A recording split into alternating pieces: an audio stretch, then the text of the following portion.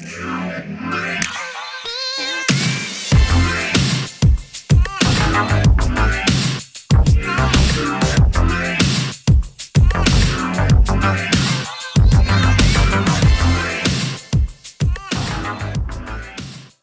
what's up guys? Philip here bringing you another review video, and today we're going to be checking out the Razer Pro Click wireless mouse. So this is definitely something new by Razer. Typically they're focused on creating gaming gear such as keyboards, headsets, and mice similar to this, but this one here has an emphasis on productivity and ergonomics. And they also released along with this mouse a productivity keyboard that I reviewed recently as well. So if you want to check that out, I'm going to leave a link down in the description below. So with that being said, let's get into the details of this mouse to see if it's actually a good productivity mouse or if you should look elsewhere if you want to up your productivity game. So once you actually get this package, the things that are going to be included in the box are the wireless mouse, of course, a carrying bag, which is pretty nice to have if you find yourself traveling a lot, a USB-A wireless dongle, which is included inside of the mouse, and this is handy because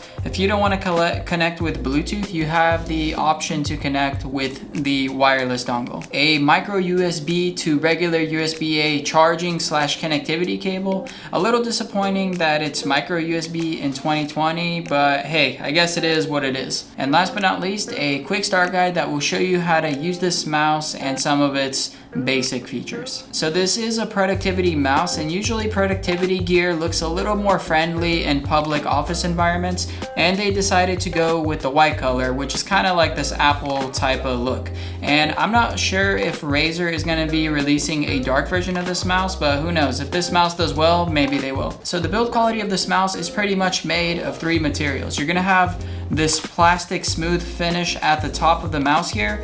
On the sides, you're going to have these rubber texturized grips, which have a pretty nice gripping feel. And the scroll wheel is made of metal. So overall, this mouse is fairly lightweight, especially if you compare it to something like the popular Logitech MX3. The lightweightness of the mouse is going to give you the impression that the mouse feels a little cheaper. It just feels a little lightweight and fragile. The overall construction and build quality is nice, but the lightweightness kind of scares me because I feel like if I drop this thing accidentally, it might break and shatter. I don't know. I'm not going to test it, but that's kind of my first impressions with how this thing actually feels. It just feels like it's kind of fragile. Now, the ergonomics of this mouse may vary for every person depending on how you hold the mouse. If you're a palm gripper, which basically means you hold your palm on top of the mouse like this, it may not be a very comfortable mouse to use because the plastic piece on top is really slippery and it doesn't give much grip. So I found that my hand was constantly slipping off of the mouse, and it just felt like my hand wasn't secure on the mouse when using it in the palm grip style. However, if you are a fingertip gripper, which means you don't place your palm on the mouse, you just kind of put your fingertips like this and let your palm float in the air, the mouse is going to be fairly comfortable for the most part. Especially since it's lightweight, it's going to be easy to have your fingers move the mouse around. And the other popular grip style is the claw grip, which is where you put the back of your knuckles on the mouse and have your fingers pop out like this.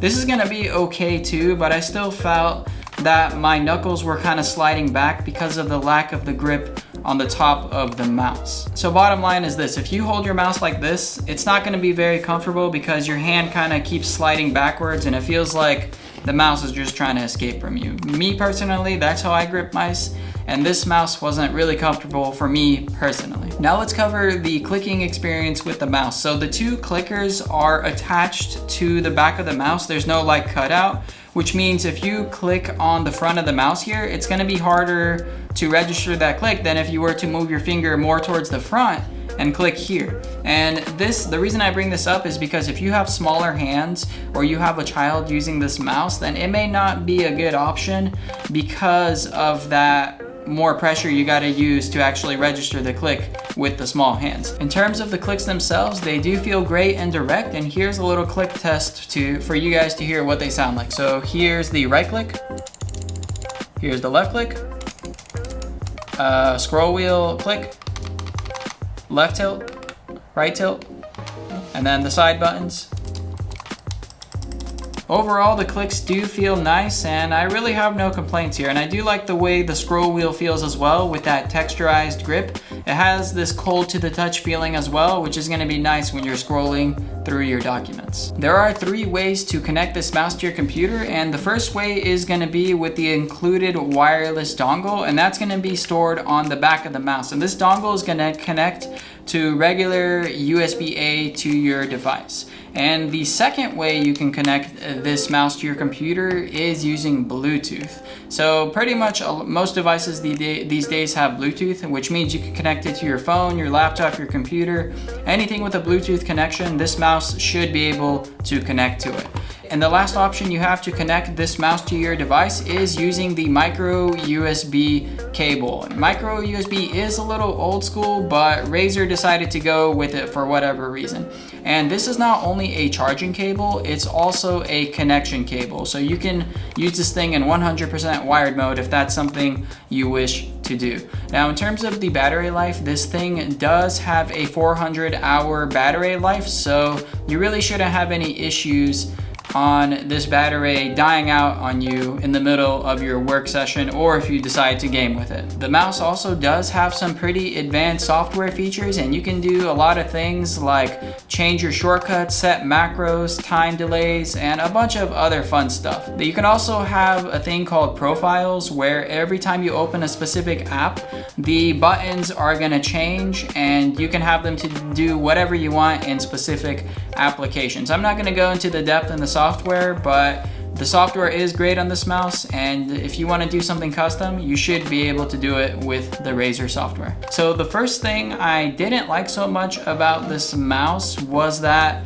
it did not have a very good gripping experience. I felt like it was trying to slide out of my hand using the palm grip, so that really wasn't too comfortable for me personally. The next thing I didn't like so much about the mouse was that it felt like it's a little fragile, and if I accidentally drop this thing, I feel like it's gonna break and shatter, and I just wish the construction quality felt a little more serious with this thing. You don't feel like you're holding a $100 mouse when you're using this mouse, unlike something like the Logitech MX3, which I did do a comparison between this mouse and the Logitech if you do want to check that out. And the things I do love about this mouse, one of them is the design. I think it's pretty fresh for a productivity mouse. It feels like it's something new. It has this like really bright and light aesthetic going for it with the white color and the grays and the shiny silvers on the side.